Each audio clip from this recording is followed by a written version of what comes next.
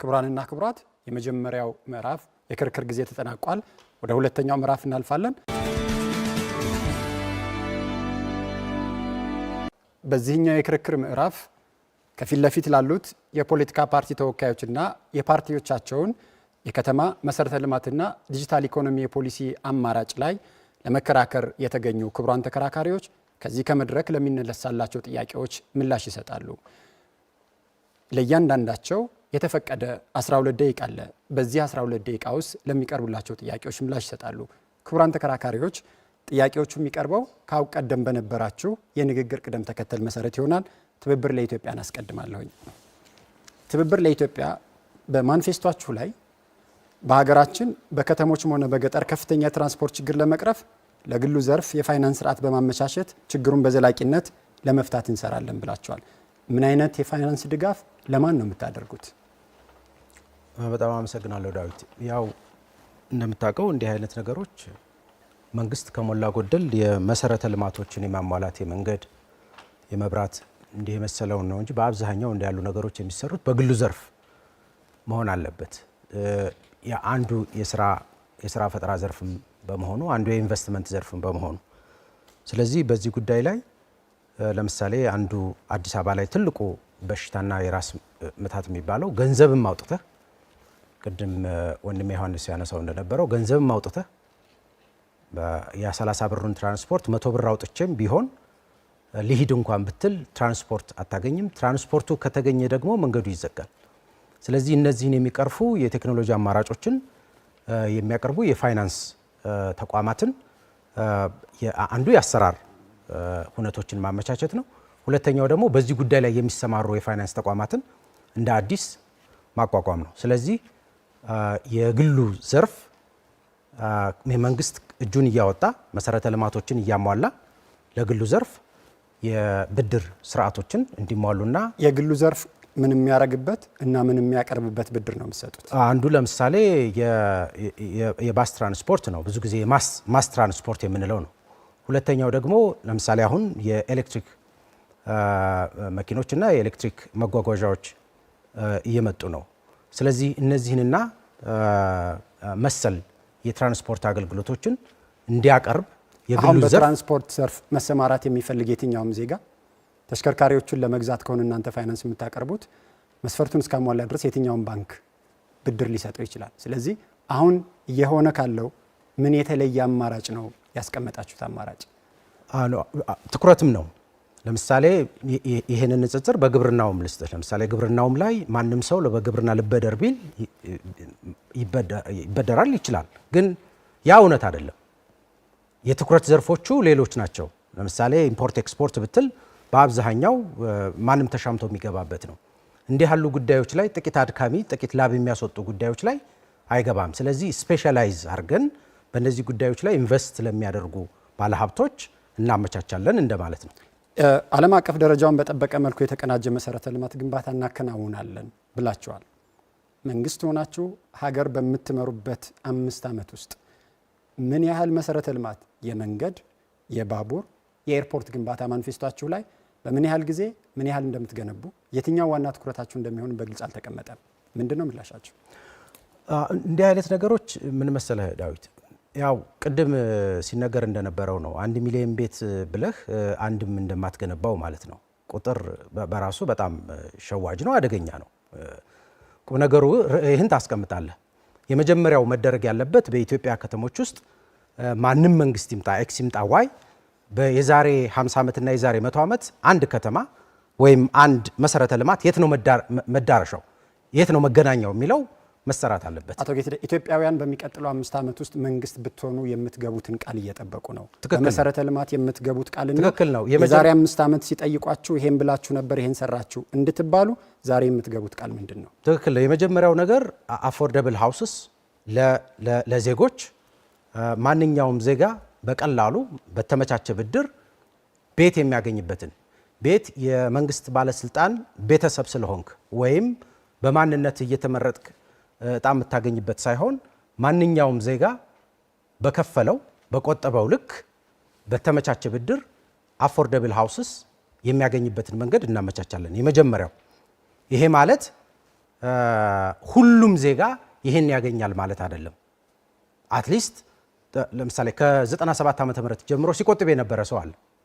ሲቆጥብ የነበረው ሰው ኖሮ ግን አዲስ አበባ ውስጥ በጣም በርካታ ሺህ ቤቶች ናቸው ጠፉ የተባለው። በዩኤን ሀቢታት መረጃ መሰረት በዋናነት አዲስ አበባ በመላው ሀገሪቱ የቤት ችግሮችን ለመቅረፍ በየአመቱ 400 ሺህ ቤት መገንባት አለበት የሚል መረጃ አለ። እናንተ በማንፌስቷችሁ ላይ አነስተኛ ገቢ ላላቸው የማህበረሰብ ክፍሎች በረጅም ጊዜ ክፍያ ቤት እንገነባለን ብላቸዋል። ስንት ቤት ትገነባላችሁ? ይሄ አማራጭ ተተግብሮ ስኬታማ አልሆነም ከተባለው የጋራ መኖሪያ ቤቶች ፕሮግራም በምን ይለያል? አሁን የምናደርገው መሰለ ዜጎች የመጀመሪያው ፕራዮሪቲ ከነሱ የሚጠበቀውን የቁጠባ አማራጭ በተለይ ደግሞ ነባር 97 ዓመተ ምህረት ጀምሮ ሲቆጥብ የነበረው ዜጋ የተነጠቀውን ቤት ያን ማግኘት አለበት። የመጀመሪያው ስራችን። ሁለተኛው በምዕራፍ ለምሳሌ የመጀመሪያው ምዕራፍ 200 ሺህ ቢያገኝ ሁለተኛው ምዕራፍ ቀሪው 50 ሺህ ቢያገኝ እነዚህን በ5 ዓመታት ጊዜ ውስጥ ሁለት ነገሮችን ነው የምናደርገው። በ5 ዓመት ውስጥ መረጃ ልስጦት 600 ሺህ ኢትዮጵያውያን በ97 እና በ2005 የተመዘገቡ እስካሁን ቤት እየጠበቁ ነው። እናንተ መንግስት ሆኑ የመጀመሪያ የሚቀርብላችሁ ጥያቄ ነው። ለእነዚህ ዜጎች በምን ያህል ጊዜ ቤት ታቀርባላችሁ? በጥናት ላይ በተመሰረተ ትላንትና ቁጠባ የነበራቸውን ዜጎች ቤታቸውን እንዲያገኙ እናደርጋለን። ለ600 ሺዎቹ በምን ያህል ጊዜ ቤት ታቀርባላችሁ? ምን መሰለ ዳዊት፣ እንዲህ ያሉ ነገሮች አየህ ላለፉት 10-20 ዓመታት ሲንከባለሉ የነበሩ ዕዳዎችን በ5 ዓመታት ውስጥ ሁሉንም ነገር እጨርሳለሁ ብለህ የማይሆን ቃል አትገባ። እሺ፣ በ5 ዓመት ውስጥ ቢያንስ ስንቱን ትሰጣላችሁ? ለምሳሌ ግማሽ ያህሉን እናድላለን። 300 ሺህ ለነዛ ሰዎች የምናደርገው ግን ቁጠባቸውን በጨመሩ ቁጥር መንግስት ላይ እምነት ኖሯቸው ቤታቸውን እንደሚያገኙ ተስፋ እንሰጣቸዋለን። ስለዚህ በ5 ዓመት ውስጥ 300 ሺህ ቤቶችን ትገነባላችሁ። 300 ሺህ ቤቶች ይዛለ። ቀሪ ሰዎቹም ቤታቸውን እንደሚያገኙ ግን እርግጠኞች ነን። መቼም ይሁን እነዚያ ሰዎች መቼም ይሁን ማለት እስከ ዓለም ፍጻሜ እያሉ ኖ አይደለም። በ5 ዓመቱም ውስጥ ይሁን ከ5 ዓመት ውጭ ማለት ነው። ያዕቁብ ነገሩ ምን መሰለ፣ በየትኛውም ሳቦታጅ በመንግስት በመቀያየሩ ምክንያት በህግ ማዕቀፍ ውስጥ ቤታቸውን እንደሚያገኙ አስረግጠን የሰዎቹ ጥያቄ መቼም ቢሆን ታገኛላችሁ ለሚለው መልስ መቼ የሚል ጥያቄ ነው። እሱን ነው የምልህ። በ5 ዓመት ውስጥ አሁን የሚመጣብን ዕዳ ነው። አየህ ባክሎግ ነው ክሊር የምናደርገው። የመጀመሪያው ነገር አዳዲስ ሰዎችን ትሪት ታደርጋለህ፣ ነባሮቹን ትይዛለህ። ስለዚህ ነባሮቹ በቆጠቡት ልክና ያጡትን እንዲያገኙ ጥረት እናደርጋለን። ሁለተኛው የምናደርገው ግን መሰረታዊ ነገር ተስፋቸውን እንዲያለመልሙና ይሄ በ5 ዓመት ውስጥ የሚቻለውን ያህል አድርገን በቀሪ ጊዜያት ውስጥ ግን ቢያንስ ጅምብሎችን እንኳን አይተው ተስፋ አድርገው ለዚህ ቤት ግንባታ ለ300 ሺህ ሰዎች ከ600 ሺዎቹ ቤት ለመስራት ስትገቡ የመጀመሪያ የሚገጥማችሁ ግን የፋይናንስ ችግር ነው። በዚህ የፋይናንስ ችግር ላይ 56 ቢሊዮን ብር ከአሁን በፊት ለተገነቡት የአዲስ አበባ ከተማ አስተዳደር ከኢትዮጵያ ንግድ ባንክ የወሰደው እና እናንተ መንግስት ሆኑ የምትጠየቁት አለ። ምን ታደርጉታላችሁ? ሁለት ነገሮችን ነው። ዋን እንደምታውቀው ከዚህ በፊት ለምሳሌ እንደ ጂቲዜድ የሚባሉ እና ሌሎችም ተቋማት እንዲህ አይነት ነገሮችን እገዛ ያደርጉ ነበር። ይሄ በየትኛውም ዓለም ላይ እንዲህ ያሉ እገዛዎች አሉ። ጂቲዜድን ተማምናችሁ ነው 300 ሺህ ቤት እንገነባለን እያላችሁ ያላችሁ? ጂቲዜድን ተማምናችሁ ነው? አይደለም። የምናወራው ጠልፎ ለመጣል አይደለም እኮ። አንዱ እገዛ ነው። ሁለተኛው ቅድም ያልኩ ነው። ፋይናንስ ተቋማት አንድ ንግድ ባንክ ብቻ ሳይሆን ፋይናንስ ተቋማት ትኩረት ለሚያደርጉና መሰረታዊ ለሰው ልጆች መቀየሪያ ለምሳሌ አንዱ ቤዚክ ኒድ የሚባለው መኖሪያ ቤት ነው። ስለዚህ የመኖሪያ ቤትን ማሟላት ላይ ትኩረት አድርገው ፋይናንስ እንዲያደርጉ እናደርጋለን። ስለዚህ ይሄ ምን ይይዛል? ይሄ በነገርህ ላይ ከመንግስት ጋር የሚያደርጉትን ውል ብቻ ሳይሆን በግለሰቦችም ደረጃ ያደርጉታል። ስለዚህ ሁለት አማራጭ ነው። ዋን ከመንግስት ጋር በሚገባው ውል ነው። ሁለተኛው ደግሞ ግለሰቦች በራሳቸው መንገድ እንዲሰሩና ይሄን ባክሎግ እንዲቀርፉ ጥረት እናደርጋለን። ስለዚህ የፋይናንስ ተቋማት አንዱ ስራቸው ይሄ ነው። ዋናው ቁም ነገር ምንድነው? ያበደረው ገንዘብ በትክክለኛው ቦታ ማረፉን ማረጋገጥ ነው። የፋይናንስ ተቋም ይፈልጋል። የ90 በመቶ የአዲስ አበባ ቤቶች ከደረጃ በታች ናቸው። 70 በመቶ ደግሞ በድሆች ሰፈር ውስጥ ይኖራሉ ብላቸዋል። መፍትሄ ግን አላስቀመጣቸውም። በእነዚህ ሁኔታዎች ውስጥ የሚኖሩ ኢትዮጵያውያን ከትብብር ለኢትዮጵያ አንድነት መፍትሄ ይፈልጋሉ። አንድ የማናረገውን ነገር ብቻ ልንገርህ። ከተማ ሲያረጅ ይታደሳል እንጂ አይፈርስም። እንደ ብልጽግና ቤት አናፈርስም፣ ድሃ እናፈናቅል። ፈረንሳይ ለረጅም ዘመን የኖሩበት ቤት አንድ ሽማግሌ ህይወታቸው ጠፍቷል። ሲኤምሲ አካባቢ ፎቃቸው ሲፈርስ በጣም ባጭር ቀን ውስጥ ራሳቸውን አጥፍተዋል። ከፒያሳ በራያቸው ላይ ሲፈርስ ፓራላይዝ ሆነው የተሰጣቸው ኮንዶሚኒየም ቤት አናፈርስም አላችሁ። ማኒፌስቷችሁ ላይ እንደ ብልጽግና ፓርቲ በ7 ቀን አናስነሳም እንጂ ተመካክረን ከሚኖሩበት ሁኔታና ቤት ነፃ እናረጋቸዋለን ወይም ደግሞ ቤት ገንብተን እንሰጣቸዋለን ብለዋል። እርሷ አናፈርስልን ይላሉ። ማኒፌስቷችሁ ደግሞ ጊዜው ያጥራል እንጂ ጊዜው እናስረዝመዋለን እንጂ እናፈርሳለን ነው እያለ ላያቸው ላይ አናፈርስም ነው እንጂ ታፈርሱታላችሁ ኖ ማለት መታደስ ማለት ምንድነው? መታደስ ማለት አፍርሶ መተካት ሁለት ነገሮችን ነው የያዘው። ዋን ባለበት ማስተካከል ነው። ሁለተኛው ደግሞ አፍርሶ በዛው ላይ ማስተካከል ነው። ፒያሳ ያለውን ሰው ግን የግድ እኮ እየፈጨ መላክ አይጠበቅብኝም፣ ወይም ደግሞ ሜዳ ላይ መውደቅ አይጠበቅበትም። ፒያሳ ይዞት የኖረው ከአያቱ ሲወርድ ሲዋረድ ይዞት የመጣው ሀብት ንብረቱ ነው። ምናልባትም በተለየ ሁኔታ ሊሆን ይችል ነበር። ስለዚህ ያንን ቤት ባለበት ሆኖ ቦታው ባለበት ሆኖ ለምሳሌ አልሚም እንኳን ቢመጣ ልማት ያስፈልጋል። እዚህ ሀገር የቀጥታ ጥያቄ 90% ያረጀውን ቤት ታድሱታላችሁ እንዳለ ተውታላችሁ? ሁለት ነገር ነው። ዋን እንዳልኩ ነው መሰረታዊ መርሃችን ከተማ አረጀ ተብሎ አይፈርስም፣ ይታደሳል፣ ያምራል። ይሄ የሌላም ሀገር ልምድ ነው። ስለዚህ ባሉበት ሆነው እነሱም አልሚውም በሚጠቀሙበት ሁኔታ እናቆያቸዋለን። የፈረሰባቸውንም ሰዎች በነገራችን ላይ የፈረሰባቸውንም ሰዎችና በላያቸው ፈርሶባቸው በፍራሽ መስኮት እየዘጉ ይኖሩ የነበሩ ሰዎችን ወደ ቀያቸውን መልሳቸው። የመጨረሻ ጥያቄ ከፍተኛ ገቢ ላላቸው ዜጎች የቤት ባለቤት ለማድረግ ለባለ ሀብቱ ለሪል ስቴት መሬት ያመቻቻል ብላችኋል። አሁን እየቀረበ ካለው የመሬት አቅርቦት ምን የተለየ አቅርቦት ይኖራቸዋል? ያው የፍትሃዊነት ጉዳይ ነው። የፍትሃዊነትና በተለይ ደግሞ የትኩረት ጉዳይ ነው። በአብዛኛው እንደምታውቀው ጎይ ዘጂያንትስ ነው አይደለም? ይሄ ዶላር ያለውና ትልልቅ ብር ያለው ብቻ ነው ያኛው። አሁን መንግስት በልጅ ጨረታ መሬት ያቀርባል። እናንተ በምን ታደርጋላችሁ? አንዱ አማራጭ ለምሳሌ እሱ ነው። ሁለተኛው ደግሞ መንግስት ባመቻቸው መሰረት ቦታዎችን በተለይ በልዩ ትኩረት ያሉትን ለምሳሌ ዲያስፖራው ወይም ደግሞ በሀገር ውስጥ ያሉ ሰዎችን በተለየ ሁኔታ መሬት እንዲያገኙ እናደርጋለን። ለባለ ሀብቶቹ መሬት የምታቀርቡ ከሆነ አሁን መንግስት እያቀረበ ካለውና ባለ ሀብቶቹን መሬት በመስጠት በዛ መሬት ላይ ተመስርተው በከፍተኛ ደረጃ ቤት በከፍተኛ ዋጋ እንዲሸጡ ምክንያት ሆነዋል። ይሄን ታስተካክሉታላችሁ? ታስቀጥሉታላችሁ? እናስተካክለዋለን። አመሰግናለሁኝ። ደቂቃችንም ተጠናቋል።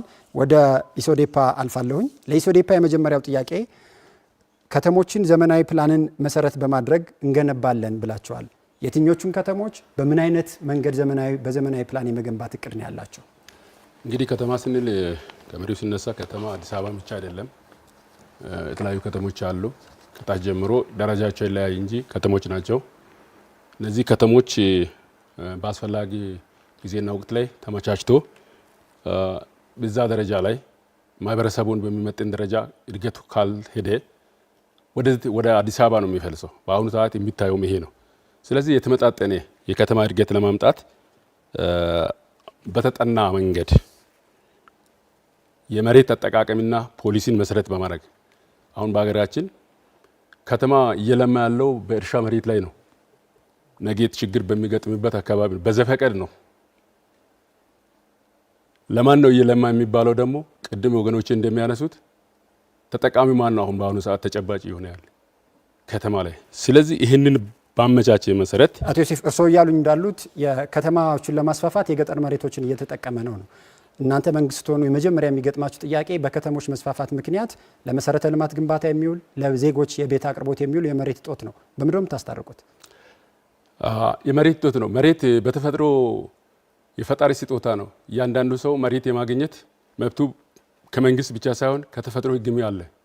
ስለዚህ ያለው መሬት በፍትሃዊነት ተጠቃሚ የነበረው ባለቤት የነበረው ሰው የሚያገኝበት ተመጣጣኝ ካሳ ቀደም ሲልም ገልጫለሁ። በዚህ መልክ መሬቱን ለተፈለገው ዓላማ የሚያስረክብበት ሁኔታ ይመቻቻል።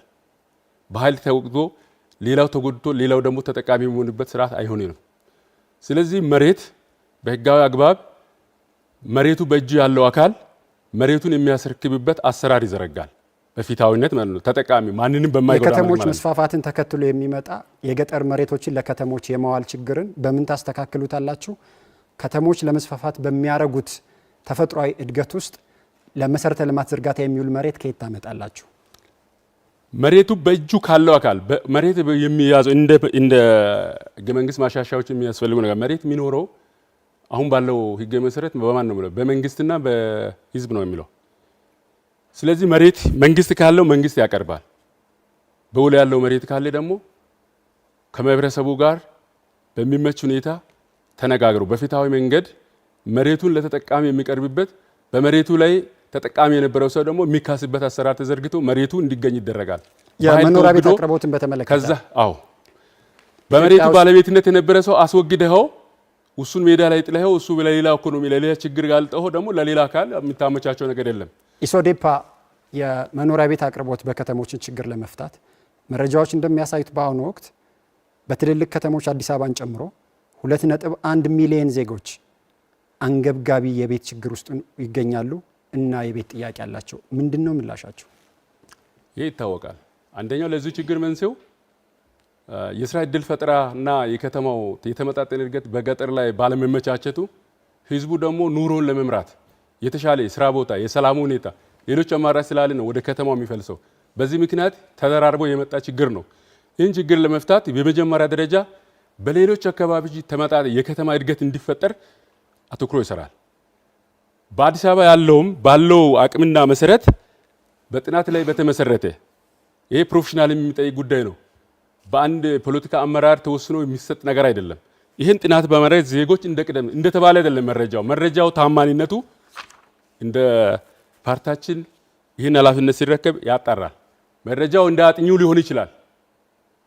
ስለዚህ ፓርቲያችን ይህን በሚያረጋግጥበት ጊዜ ቅድም ባልነው መልክ በምናገኘው መሬት ልክ ዜጎቻችን ተጠቃሚ የሚሆኑበት ስርዓት ዘርግተን ይህን እድል ደረጃ በደረጃ ለመቀነስ እንጥራለን። መሰረተ ልማት አቅርቦትን በተመለከተ ትኩረት የምታደረጉባቸው የመሰረተ ልማት አውታሮች ምንድን ናቸው? በምን ያህል ጊዜ ምን ያህል ትኩረት የምታደርጉባቸውን የመሰረተ ልማቶች ትዘረጋላችሁ? እንግዲህ አንድ ሀገር ወደ እድገት ሲሄድ የግድ መሰረተ ልማት አስፈላጊ እንደሆነ ፓርቲያችን ያምናል። ይህን መሰረተ ልማት ደግሞ ለማመቻቸት ዜጎችም የሚፈልገው ጥያቄ ነው። መንገድ ያስፈልገዋል፣ መብራት ያስፈልጋል፣ ውሃ ያስፈልገዋል። ይህን ደግሞ ለማመቻት ተግቶ መንግስት ቢሆን ህዝቡ ከሰጠን እንሰራለን ብለን ገምተናል። ውሃ ለሚፈልገው ሌላ አይደለም፣ ውሃ ነው የምናቀርበው። መንገድ ለሚፈልገው ደግሞ መንገድ ነው። ይህንን ደግሞ ለመስራት እንግዲህ የሀገሪቱን ገቢ አሟጠን ነው የምንጠቀመው። ትኩረት የምታደርጉባቸው የመሰረተ ልማት አውታሮች አሉ? በተለየ ሁኔታ በሚቀጥለው 5 ዓመት ሰዓት ዜጎቻችን በብዙ መሰረተ ችግር ውስጥ ነው ያሉት። እንደምንነገረው አይደለም፣ በሚዲያም ላይ እንደሚቀርበው አይደለም። በገጠሪቷ ኢትዮጵያ ሄደን ስናይ ወላድ እናቶቻችን በቀን በሰዓት የሚሞቱበት ነው፣ መንገድ በማጣት ማለት ነው። ወደ ሕክምና ሳይደርሱ የሚቀሩበት ሁኔታ ነው ያለው። ስለዚህ አንገብጋቢ እንደየ አካባቢ እንደየ ጂኦግራፊው ልዩነቶቹ ይሰፋሉ። ውሃ የሚፈልግበት አለ፣ መንገድ የሚፈልግበት አለ፣ የኢንተርኔት የሚፈልግበት አለ።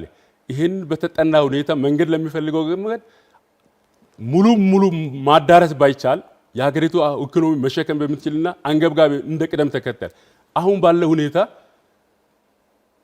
እንደ ፓርቲዎቹ ቀረቤታና እንደ ተመራጮቹ በአንድ ከርዕሱ ጋር ባይሆንም አሁን ባለው ስርዓት በአንድ መዋቅር ውስጥ ቤተሰባዊ ትስስር ነው ያለው በስልጣን ደረጃ። በዚህ መልክ የሚሰራው ልማት ይህን መሰረት አድርጎ የሚካሄድ ነው። ይሄ በአስቸኳይ እንዲቀር ፓርቲያችን ያደርጋል። በንግግሮች ላይ የግል የመኖሪያ ቤቶችን የግል የንግድ ድርጅቶችን ባለቤቶቹ እንዲያከራዩ፣ እንዲሸጡ፣ እንዲለውጡ እንፈቅዳለን ብለዋል። ይሄ እኮ የተከለከለ አይደለም፣ አሁንም እየተፈጸመ ያለ ነው። በጣም ልዩነት አለ። እየተከለከለም ነው። ንብረቱ በግል ያለ እኮ እየተፈናቅለው እኮ ሜዳ እየተጣለ ነው ያለው። መብቱ አይደለም እኮ ባለቤት መሆን አለበት። ቤቱ ላይ ባለቤት ከሱ ፈቃድ ውጪ ባልተስማማበት በህግ ከለላ ሳይኖር ቅድም እንደሚባለው ማለት ነው ከዚህ አንስተ ኮየ ፍቼ መጣል ማለት እኮ አልተፈቀደለትም። ባለቤት አይደለም ማለት እኮ ነው። ስለዚህ ባለቤት ነው ንብረቱ ላይ። የቀጥታ ጥያቄ ምን መሰሎት? ኢትዮጵያ ውስጥ በህግ እና በአሰራር ዜጎች ቤታቸውን የንግድ ሚሆን የግል እንዳይሸጡ፣ እንዳይለውጡ፣ እንዳያከራዩ የተከለከሉበት አሰራርና ኢሶዴፓ የሚያውቀውና የሚያስተካክለው አለ ወይ? አንደኛ የምናስተካክለው አሰራሩ ጭምር ነው። አሰራሩ አውረድ ያለበት ነው። ለመሸጥም ፈልገህ ለመሸጥም ችግር ያለበት ሁኔታ ነው። ዜጎች እኮ በፈለጉ ሰዓትና በፈለጉ ምክንያት ንብረታቸውን ለመሸጥ የሚፈሩበት አሰራር ነው ያለው። ለምን ይፈራሉ? ማን ነው የሚያስፈራቸው? የሚያስፈራው የነበረው አሰራር ነው። የነበረው አሰራር በምንድን ነው የሚያስፈራው? በብዙ መንገድ። ለምሳሌ በህግ በላይነት ችግር አለበት። ዜጋ እኮ ዛሬ የህግ በላይነትን አምኖ የሚንቀሳቀስበት ስራ አለ። ዜጎች በአንድ ቦታ ንብረት አፍርቶ እኮ የሚኖሩበት አይደለም። ከኖሩበት ተፈናቅሎ እኮ ወደ ሌላ የሚሄዱበት ነው። ገንዘባቸውን ሀብታቸው ቢኖሩ ሊያፈሱበት የማይችሉበት ደረጃ ላይ ደርሰናል። ሀብት እኮ ስለዚህ እናንተ ይሄን ችግር ምን በማድረግ ታስተካክሉታላችሁ?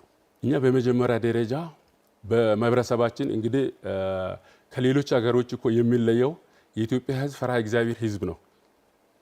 ይህን ህዝብ ወደ ሰላሙ እንዲመጣ ፍቅር እንዲላበስ እርስ በርስ መተጋገዝ የነበረውን ባህል አጠናክሮ አብሮ የሚኖር አቶ ዮሴፍ ኢሶዴፓ ምረጡኝ እያለ ያለው ፈሪሃ እግዚአብሔርን ሊያስተምር ፍቅርና ሰላምን ሊሰብክ ነው። እሱን ለማስተማር ሳይሆን ህዝቡ ራሱ ያውቃል። ይህን ህዝብ ያቃቀረው ችግሮችን በመፍታት ህዝቡ ተቀራርቦ የራሱን ችግር የሚፈታበትና በሰላም አብሮ የሚኖርበትና ከአንዱ ቀዬ ወደ አንዱ ቀዬ በመዛወር ሀብት የማፍራት ቤት የመስራት አሁን እኮ የሰራውን ቤት እየኖረበት አይደለም። እኛ በሰራበት መኖር ብቻ ሳይሆን ሄዶ መስራት የሚችልበት አዲስ አበባ የጠበበ ሰው የተሻለ ቦታ አዳማ ሄጄ እሰራለሁ የሚል ከሆነ እዛ ጋር መስራት የሚችልበት እድል መፈጠር አለበት ነው።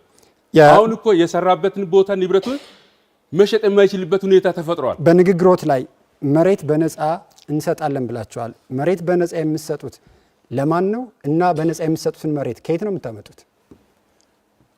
ቅድም መግቢያ ላይ ያለው መሬት ከተያዘው አካል በህጋዊ መንገድ ይወሰድና በነፃ መሬት የማግኘት መብት ሲባል ሌሎች ህጎች ጠብቆ የሚሰጠውን መሬት አያገኝም አይደለም። በሊዝ እንለዋለን። የመንግስት ሰራተኛ ልንወዝ እንችላለን። በሊዝ መስጠት እኮ በነፃ መስጠት አይደለም አቶ ዮሴፍ። አይደለም ለነገርህ ነው እኮ ምሳሌውን ያመጣው ነው። የመንግስት ሰራተኛ በሊዝ መሬት ባለቤት ይሁን ብትል በአሁኑ ተጨባጭ ሁኔታ መሬት የማግኘት ቤት የማግኘት እድል ይኖረዋል? በኢትዮጵያ ውስጥ በልቶ እኮ መኖር አልቻለም። ልጅ ማስተማር አልቻለም መንግስት ሰራተኛ በኢትዮጵያ ውስጥ ያለው። ስለዚህ እናንተ በምን መንገድ መሬት ትሰጡታላችሁ? ዝቅተኛ ኑሮ ላይ ያሉት አቅም የሌላቸውን መሬት መንግስት ህዝብን ለማገልገል የሚመሰረት አካል እስከሆነ ድረስ ባለው መጠን መሬት በነፃ የሚያገኝበት አንድ መረጃ ልስጠውት። አሁን ባለው መረጃ የፌዴራል መንግስት ተቋማት ሰራተኞች የሚባሉት በቁጥር እስከ 2.5 ሚሊዮን ይደርሳሉ። ኢትዮጵያ ውስጥ ባለው የቤት ተደራሽነት የራሳቸው በከተሞች ቤት አላቸው ተብሎ የሚታሰቡት 20 በመቶ ናቸው። በሌላ አነጋገር ከነዚህ መንግስት ሰራተኞች ውስጥ 20 በመቶ ቤት አላቸው ብለን ብናስብ ቢያንስ 1.8 ሚሊዮን ዜጋ እናንተ መሬት በነፃ እንሰጣለን እያላችሁት ነው። ለ1.8 ሚሊዮን ዜጋ መሬት እንሰጣለን የምትሉት በዚህ ምርጫ ለማባበልና ለማታለል ነው ወይስ የምታደርጉት? አይደለም። ለ1.8 ሚሊዮን እንሰጣለን ነፃ ነው። አቅም ለሌላቸው መስራት ዝቅተኛ ገቢ ላላቸው ደግሞ በገቢያቸው መጠን ሊመጥን በሚችለው መንገድ ተመጣጣኝ በሆነ መንገድ ብለናል። ሁሉም ዜጋ እኩል አይደለም። ምንም የሌለው አለ ቤት ለመስራት መጠነኛ ገንዘብ አለው ቤት ለመስራት የሚችል ማረፊያ መስራት የሚል ግን መሬት ማግኘት አይችልም። በሊዝ ነው መሬት ያለ። ሊዙም ቢወዳደር እኮ ያለው ሰው ነው ጠቅልሎ የሚወዘው። በሊዝ እኮ የሚወዘው እኮ መሬቱን እኮ ወደ ሀብት ወዳለው አካል እያሸሽከው ማለት ነው። ስለዚህ ዞሮ ምንድነው የኢትዮጵያ ህዝብ የጥቂት ሰዎች እጅ ውስጥ መዳፍ ውስጥ እንዲወርቅ እየተደረገ ነው ያለው ነው። ስለዚህ ይሄ ህዝብ ባለቤት ሊሆን የሚችለው መንግስት ደግሞ የአሳታፊነትና የቁጥጥሩን ሜካኒዝም አድርጎ በሚችለው ለዜጎቹ ማመቻቸት አለበት ነው። ስለዚህ 1.8 ሚሊዮን ነፃ እንሰጣለን ማለት ሳይሆን ከዚህ ውስጥ በጥናት የፕሮፌሽናል ሙያ የሚጠይቅ ነው። ዛሬ ክሊር ነው ብሎ እኔ ጋር ስለሚቀርብ ወይም ከመንግስት ተሿሚ ስለሚያውቅ እሱ ነፃ ማግኘት አለበት የሚል ሳይሆን በፕሮፌሽናል ተለይቶ ለሚቀርቡት ቅድሚያ በመስጠት ማለት ነው ደረጃ በደረጃ እንፈታለን ብለን እንደ ፓርቲያችን እናምናለን። አመሰግናለሁ። ጥያቄን ጨርሻለሁ። ደቂቃችን ኦልሞስት ተጠናቋል። ብልጽግና ፓርቲ የመጀመሪያው ጥያቄ በ10 ዓመት የልማት እቅዳችሁ ላይ በ10 ዓመት 4.4 ሚሊዮን ቤቶችን እንገነባለን ብላችሁ አስቀምጣችኋል። ይሄ በ5 ዓመት 2.2 ሚሊዮን ቤት እንደማለት ነው። የፓርቲያችሁ ሊቀመንበር ደግሞ ጉባ ላይ የጉባ ብስራት ብለው ከተናገሯቸው ነገሮች አንዱ በ5 ዓመት 1.5 ሚሊዮን ቤት እንገነባለን ነው። የቱ ነው ትክክለኛ እቅዳችሁ? በጣም ጥሩ ዳዊት፣ ሁለቱም ትክክል ነው። በ5 ዓመት ውስጥ 2.2 ሚሊዮን እና 1.5 ሚሊዮን መገንባት እንዴት ሁለቱም ትክክል ያደርገዋል? ላስረዳ። እንደተባለው በ10 ዓመት ውስጥ 4.4 ሚሊዮን ቤቶች ለመገንባት እቅድ ይዘን ነበር። መጀመሪያ ማስተካከያ ለማድረግ በ5 ዓመቱ ከ10 ዓመቱ እቅድ ውስጥ በመጀመሪያው 5 ዓመት እንተገበራለን ብለን ያሰብነው 40% ነው።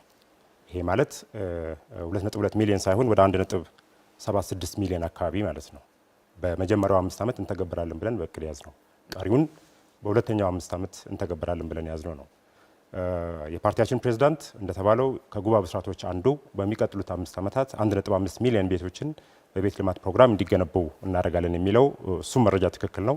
ይሄ በዋናነት 1.5 ሚሊዮን የሚመለከተው ዝቅተኛና መካከለኛ ገቢ ያላቸውን የቤት ፈላጊዎች ነው። ስለዚህ በድምሩ በአጠቃላይ ስናይ የ10 ዓመቱ እቅድ ግን በሁሉም አማራጮች ለሁሉም ዜጎች የሚሰሩና የሚገነቡ ቤቶችን የያዘ ነው ማለት ነው። ከጠቅላላው 1.5 ሚሊዮን ቤት ውስጥ በመንግስት በግሉ ዘርፍ በሪል ስቴት የሚገነባው ምን ያህል እንደሆነ አስቀምጣቸዋል ወይስ ሁሉንም መንግስት ዝቅተኛ ገቢ ላላቸው ዜጎች የሚገነባው ነው? አይደለም፣ በሁሉም አማራጮች የሚሰሩት ነው። 1.5 ሚሊዮን ለዝቅተኛና መካከለኛ ገቢ የሚገነባው ቤት እንዳልኩት መንግስት በሚሰራው ቤት አለ። በቤት ልማት ፕሮግራሙ በመንግስትና በግል አጋርነትም ጭምር የሚሰሩ ቤቶች አሉ። በማህበራት ደግሞ የሚሰሩ ቤቶች አሉ። እነዚህን ደምር አጠቃለን ነው ወደ 1.5 ሚሊዮን ቤቶች ያለው። በአመት ውስጥ 1.5 ሚሊዮን ቤት ለመገንባት በአመት 300 ሺህ ቤት መገንባት አለባቸው። አሁን ባለው አሃዛዊ መረጃና ቁጥር በግሉ በሪል ስቴቶችና በመንግስት የሀገሪቱ ቤት የመገንባት አቅም 150 ሺህ ነው። በምን ተአምር ነው ቀጣይ መንግስት ስትሆኑ በአመት 300 ሺህ ቤት ለመገንባት የሚያስችል አቅም ፈጥራችሁ በ5 ዓመት ውስጥ 1.5 ሚሊዮን ቤት የምትገነቡት?